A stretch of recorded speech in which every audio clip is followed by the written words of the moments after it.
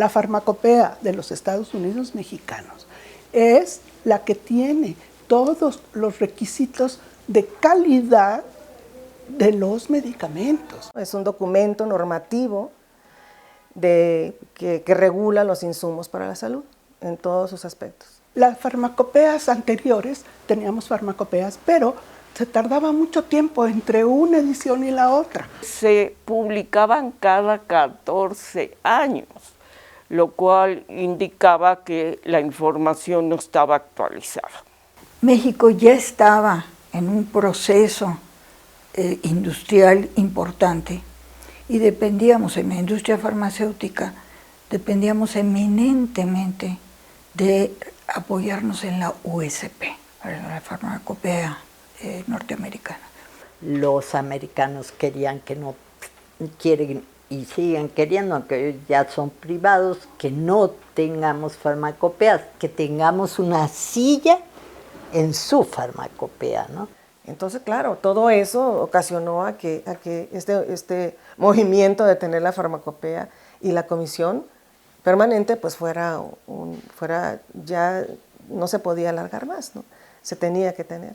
Fueron varios profesionistas farmacéuticos que se dedicaron a buscar la manera para que el doctor Soberón pudiera darnos el beneficio de la creación de la Comisión Permanente de la Farmacopea. La Academia Nacional de Ciencias Farmacéuticas, presidida por el ingeniero Emilio Barragán. La segunda es la Asociación Farmacéutica Mexicana, cuya presidente era la doctora Carmen Giral. El Colegio Nacional de Químicos Farmacéuticos Biólogos, que también fue presidido por el químico farmacéutico biólogo Santiago Maza, y por parte del CIPAM, que es la Comisión Interinstitucional de Prácticas Adecuadas de Manufactura, que fue una comisión creada por la Asociación Farmacéutica Mexicana y por el Colegio Nacional de Químicos Farmacéuticos Biólogos. Esas asociaciones tuvieron un rol fundamental en su creación, así como quien presidía esas asociaciones. En aquel entonces estaba a cargo la señora Consuelo Negrete, y ahí ella era la responsable de la farmacopea. Entonces nos comisionaron a Alfredo Garzón y a mí para ir a platicar con ella y pues plantearle que teníamos un proyecto entre manos. Pues nos dio el aval, nos dijo que continuáramos, que por nosotros bien, pero que ella pues estaba no tenía estructura. Nos habían traído a expertos de la UPAC, o sea, que es como el organismo internacional de expertos en química, en nomenclatura, en muchas cosas, ¿no? Para decidir si valía la pena el esfuerzo de hacer una farmacopea mexicana o no, ¿sí? O traducir o vender la internacional. Entonces se nos convocó, diciendo, vamos a retomar esto que fue suspendido hacía muchos años, y vamos a tratar de editar una nueva farmacopea en México para comenzar la carrera de regulación farmacopeica, ¿no? La primera aproximación, porque no había nada, o sea, era nada más la voluntad de nosotros como profesionistas y del secretario de Salud en ese momento, ¿no? Entonces, la primera aproximación fue traducción de la USP. Cuando me propusieron la traducción de la farmacopea, decía, ¿no? Pues sí, porque pues no había nada, no teníamos recursos, no había ningún grupo formal. Entonces, bueno, entre nosotros y más esa época y más esa edad, y habiendo pasado el 68, pues decíamos, tiene que ser mexicano. Pues era la identidad, era como una cuestión de orgullo, ¿no? Dice, todos ustedes están dispuestos a hacer pro bono una farmacopea nacional. Le digo, mire, hemos hablado ya con muchas asociaciones industriales, académicas, gubernamentales, y todos queremos la mexicana, todos estamos dispuestos a trabajar pro bono, o sea que... Ahora, ¿cómo se creó? Aquí vamos a hablar de un gran ideólogo en términos de salud, que es el doctor Guillermo Soberón Acevedo. En esa época pues era el secretario de Salud, o sea, era nuestra máxima autoridad y pues a él se tenía que recurrir. Crea la comisión permanente el 26 de septiembre de 1984 y que fue publicado en el Diario Oficial de la Federación el 23 de febrero de 1984. Hay un artículo de la Ley General de Salud de 1984, que es el 195, que dice, en resumen, los medicamentos estarán normados por la farmacopea de los Estados Unidos mexicanos. Eso es lo que le da carácter legal y obligatorio. Segundo, establece que la Secretaría de Salud es la responsable de mantener actualizada la información de la farmacopea. Y la tercera, muy importante, es que para hacer esto, la Secretaría de Salud necesitaba un cuerpo colegiado asesor que se llamó Comisión Permanente de la Farmacopea de los Estados Unidos Mexicanos. Esta comisión permanente es el grupo asesor para la Secretaría de Salud para la elaboración de la farmacopea. Se le encarga al doctor Lieberman, que era como es hoy el comisionado federal. Era en su momento el director general de la DIGESIS, que era la Dirección de Control de Insumos para la Salud, que ahora lo conocen como COFEPRIS.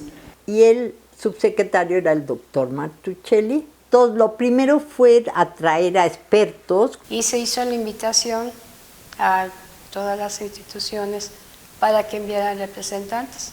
El requisito era enviar un currículum donde se sustentara la experiencia, que era mínima de 10 años, en el campo en el que se iba a trabajar.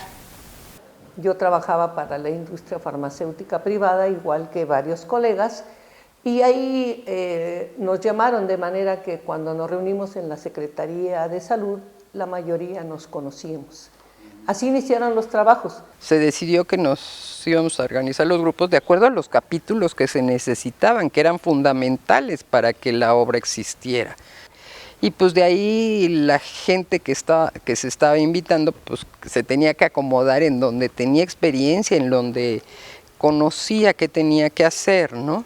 Estuvo pues mi padre, el doctor Francisco Giral, el doctor Ramón Ulacia, Pedro Catori en aquel entonces, el doctor Valdecasas, el ingeniero Franco de Becchi, el ingeniero Rodolfo Carrillo, Mirna Flores, Emilio Barragán, el doctor Chong, que fue un investigador de alto nivel, insisto, es SNI 1. Telvina Medrano, como Graciela Aguilar, como Jaime Krasov, como Tere Jaramillo. Carmen Soler también participaba. Pedro Tomás, como les decía, los Aguirre, Benito David Curiel, de Dilberto Pérez Montoya, de Consolación Núñez, Yolo Xochitl Bustamante. En fin, sería interminable hablar de ello, ¿no? Los comités los organizamos entre todos. Los comités ya estaban organizados, como le decía yo, desde antes de que se formara la comisión, ¿no? Entonces, lo único que se hizo fue, digamos, establecerlos formalmente. Y se les llamó los comités y los subcomités. Y particularmente yo, para la quinta edición, participé en el Comité de Métodos Generales de Análisis y Reactivos. Yo formé parte del grupo de envases primarios. En ese momento yo era director de regulación sanitaria de la industria farmacéutica, ¿sí?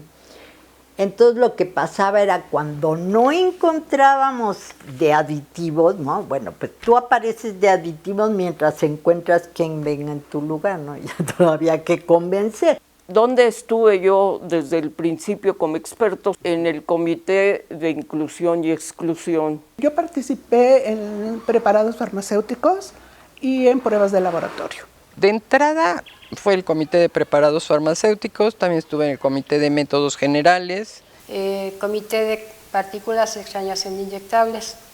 Posteriormente tuve oportunidad de ingresar al Comité de Envases Primarios. Yo inicié en pruebas de laboratorio, posteriormente me fui a métodos generales y luego regresé a pruebas de laboratorio. Y entonces empezamos a trabajar en regulación y en farmacopea. La Comisión Permanente de la Farmacopea ha tenido muchas instalaciones y en aquella época, obviamente, las instalaciones donde al menos yo fue la primera reunión que tuve en términos de farmacopea, fue en un laboratorio farmacéutico de nombre Rudepsa.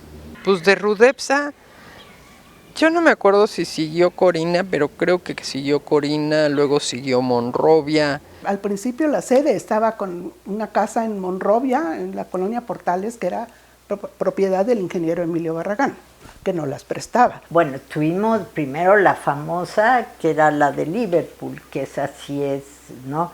Luego nos mandaron a Álvaro Obregón, de ahí nos mandaron a Hamburgo, de ahí a pronósticos deportivos, y de pronósticos deportivos nos mandaron a Mariano Escobar. Sí. Me acuerdo de un edificio en Álvaro Obregón, que todo el mundo decía que estaba tocado, y eran 5 pisos de estacionamiento y las oficinas estaban hasta arriba. Entonces empieza el sismo. Dios mío, qué horror. ¿Sabe de quién me acuerdo muy bien? De Carmen Becerril, porque Carmen Becerril era la coordinadora de ese comité y estábamos reunidos. Empieza uno a sentir el sismo y el susto, ¿no? Y entonces se para uno y dice, no, vénganse a las puertas, ¿no? Porque dicen, pues párate en esta puerta. Nos paramos en esa puerta y empieza uno a ver cómo se empezaba a caer la tierra. Se nos empezó a caer los plafones, se rompieron algunos vidrios. No, fue horrible. Ya sabe, el caos, los gritos, llega el doctor Lieberman, que tenía una voz muy fuerte, a gritar, cálmense todo mundo. Ya cuando se pasó, no, pues ya hay que salir del edificio. Y a bajar los 7, 8 pisos sin luz. Ya empezamos a bajar y empezamos a ver cuánto se había caído. Entre piedras y todo salimos a la calle. Fue muy impresionante, pero fue exactamente en ese edificio. Nunca volvimos. Gracias a Dios salimos bien. Pero eso son unas anécdotas que a veces dice uno, ay. Y luego nos pasamos a un edificio en Mariano Escobedo. Después, con el tiempo, ya la Dirección de Insumos para la Salud dio un espacio donde se pudiera tener ya esas reuniones, que le digo, fue cuando ya había una subdirección de farmacopea e información de reacciones adversas, que la que la tenía era la doctora Felaviso. A mí me responsabilizaron de sacar la 5ª edición en 1988 y fue cuando pasé o se creó la subdirección de la farmacopea en los Estados Unidos mexicanos en 87. Mi colaboración más que nada fue porque sabían que yo conocía un poco de cómputo. Cuando apenas en aquellos años estaba generándose las computadoras, será 1981, cuando apenas había nacido el MS2. El problema fue que había un sistema de cómputo multiusuario ahí en las instalaciones de la farmacopea. Había incompatibilidades porque este sistema operativo no tenía un procesador de textos que permitiera hacer edición. Para poder tener la farmacopea tal y como la conocieron en su momento, a doble columna, las fuentes que se podían modular, y no se podía hacer con ese equipo. Eso fue un problema. Migrar todo ese registro, todas esas información a una PC. Sí teníamos ahí medio una oficinita, pero no había la tecnología que hay ahora. Digo, estamos hablando de hace... Imagínate qué cantidad de años estamos hablando. Que en una ocasión me abrieron la cajuela del carro, afuera de la casa de mi suegra, y me robaron el portafolio con trabajo de farmacopea. traía yo las monografías que habían hecho los del grupo para revisarlas, que yo hacía la última revisión, y me robaron todo ese trabajo. Para recuperarlo, porque no sé, han de haber sido 8 o 9 monografías en ese momento. Después nos costó un trabajo para recuperar, porque se robaron todo. No teníamos computadoras, no teníamos nada, todo era papel, ¿no? Porque no había computadoras, se usaban las máquinas de escribir, empezó la máquina eléctrica y entonces ya podíamos decir, ahora es bien fácil corregir. Para entonces todavía no existía Windows, entonces había que batallar. Cuando por fin logramos la transferencia de la información, y esto fue una noche, y por fin se logró una por una las monografías que estaban ahí integradas. Le hablé al director, le hablé al doctor Mario León, ¿sabe qué, doctor? Por fin ya estamos transfiriendo la información. Un gritote, tremendo grito que con el teléfono, que casi yo suelto el teléfono porque realmente estaba muy feliz el doctor, pero yo no me esperaba esa respuesta tan escandalosa, tan alegre, que realmente se desbordaba todo eso que sentía, y le digo, sí, ya estamos del otro lado. Bueno, la FEUN pues, obviamente empezó con recursos muy limitados, ¿verdad? Pero nadie pudo detener que se publicara finalmente esta quinta edición. Y bueno, eso fue muy importante porque se logró el objetivo de todos aquellos profesionistas que estuvimos por años, porque no fueron pocos, fueron por años, reuniéndonos, revisando, escribiendo a máquina las metodologías, las especificaciones, pues informándonos para finalmente conseguir y que se publicara la farmacopea. Yo creo que todos nos sentíamos responsables en primer lugar y contentos de hacer algo firme, claro, para la salud de este país. El apoyo de la Comisión Permanente de la Farmacopea ha sido lo mejor que le pudo haber pasado a nuestro país, porque con eso se creó la quinta edición y de ahí después todo lo demás, ¿no?